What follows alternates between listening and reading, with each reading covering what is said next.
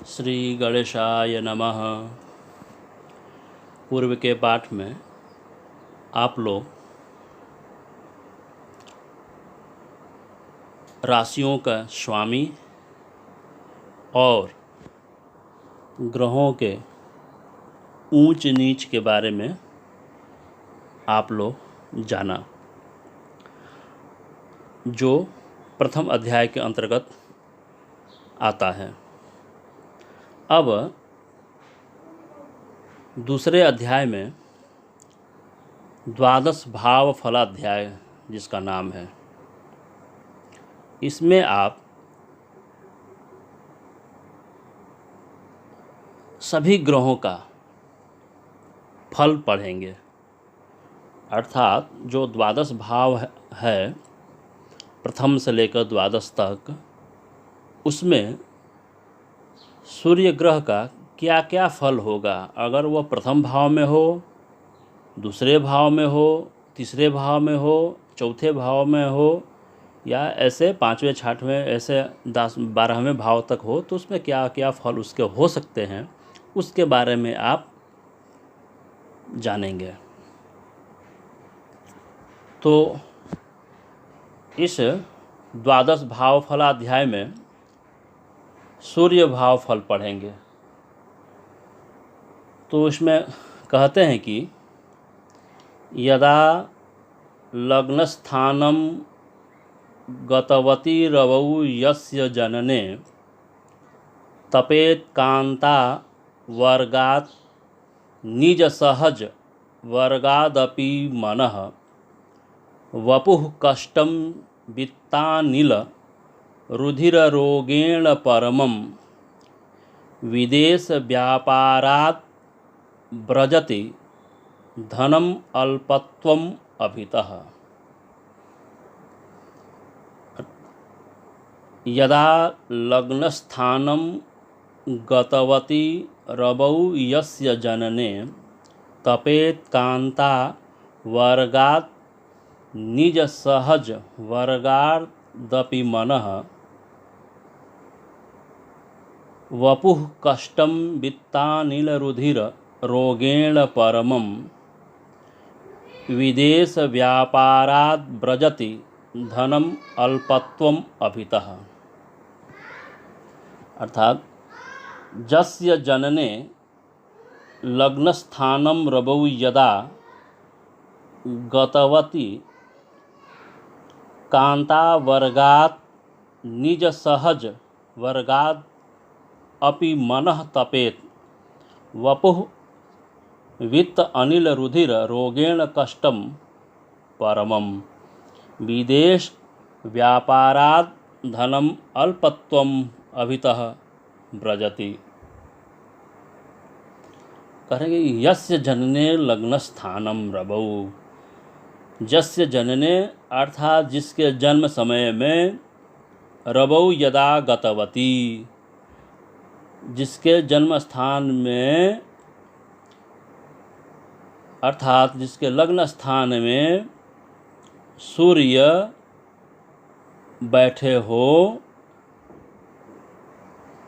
तो क्या फल होगा। तो इसका ये तात्पर्य हुआ जिसके जन्म समय में सूर्य यदि प्रथम भाव में हो तो वह क्या फल देते हैं। तो कह रहे हैं कि कांता वर्गात, अर्थात कांता वर्गात मतलब कि स्त्रियों से, निज सहज वर्गाद अपि मनः तपेत, और अपने भाई बंधुओं से मन क्या होता है, संतप्त रहता है। अर्थात स्त्री से और भाई बंधुओं से मन संतप्त अर्थात कष्ट में रहता है। वपुः पित्तः अनिल रुधिर रोगेण कष्टम परमम।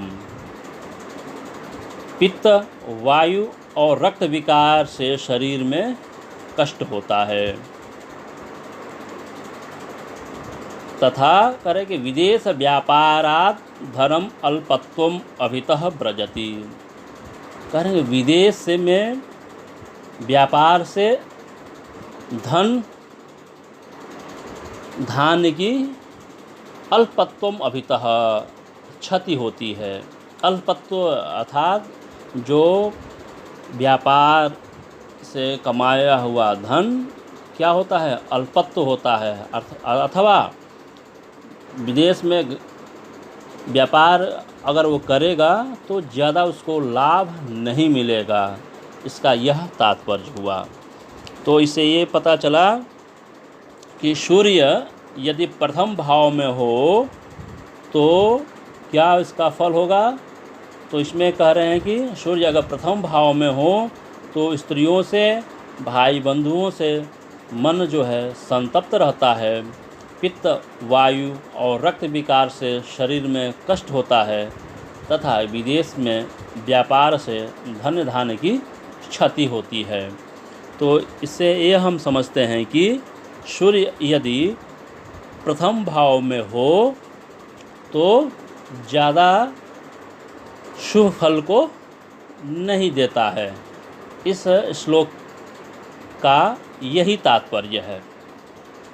अब कह रहे हैं, दूसरे श्लोक में कह रहे हैं कि जनुः काले वित्तं गतवती यदा वासरमणौ तदा भाग्यं तस्य प्रसरति कुटुम्बैः कलिरपि शुभे वित्तापायो ह्यपि पथि तुरंगध्वनि रलं गृहद्वारे दंभात् व्रजति शुभकृत्यं न परमम्। जनुः काले वित्तं गतवती यदा वासरमणौ तदा भाग्यं तस्य प्रसरति कुटुम्बैः कलिरपि शुभे वित्तापायो ह्यपि पथि तुरंगध्वनिरलं गृहद्वारे दंभात् व्रजति शुभकृत्यं न परमम्।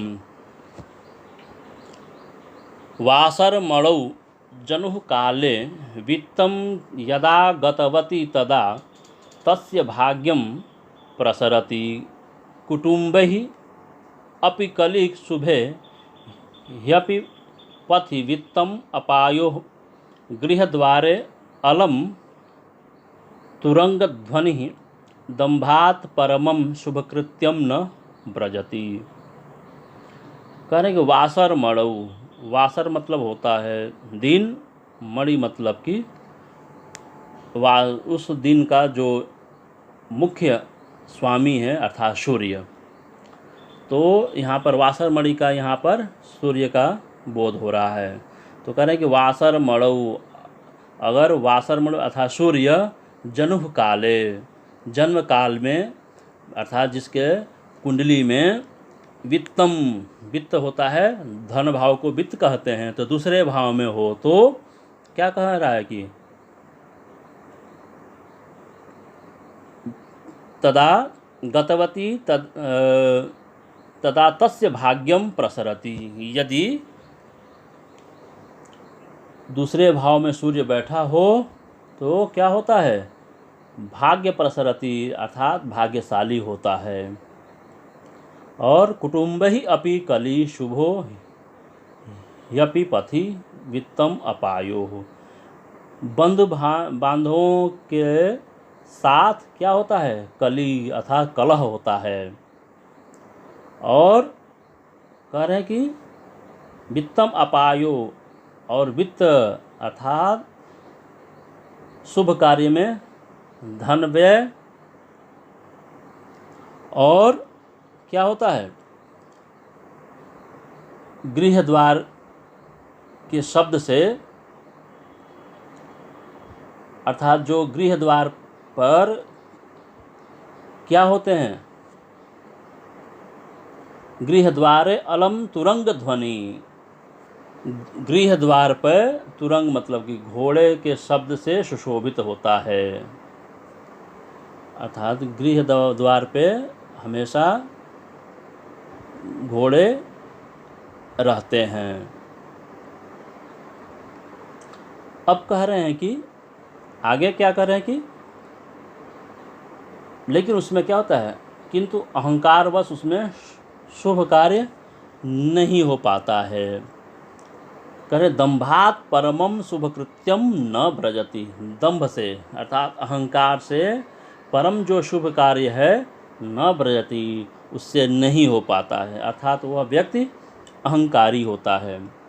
तो इससे ये हुआ कि सूर्य जिसके दूसरे भाव में हो तो वह भाग्यशाली होता है और भाई बंधुओं के साथ हमेशा कलह बना रहता है। शुभ कार्य में धन व्यय और गृह द्वार पे उसके घोड़ों से जो शब्द है उससे वह सुशोभित होता है, परंतु अहंकार बस उसमें शुभ कार्य नहीं होता है। तो इससे ये हम इस श्लोक में हम यह समझते हैं कि यदि सूर्य दूसरे भाव में हो तो मिला जुला फल होता है, अर्थात शुभाशुभ, शुभ भी होता है और अशुभ भी होता है। क्योंकि पहले भाव में हम जब पढ़े तो जो सूर्य का फल था उसमें विशेष रूप से अशुभ का ही द्योतक था, शुभ का नहीं था। लेकिन दूसरे भाव में शुभाशुभ दोनों, अर्थात शुभ भी और अशुभ दोनों का यह फल बता रहा है सूर्य दूसरे भाव में। तो हम आज इस पाठ में सूर्य का फल पहले भाव में अर्थात लग्न में और दूसरे भाव में क्या क्या फल होता है उसके बारे में हम जाने। धन्यवाद।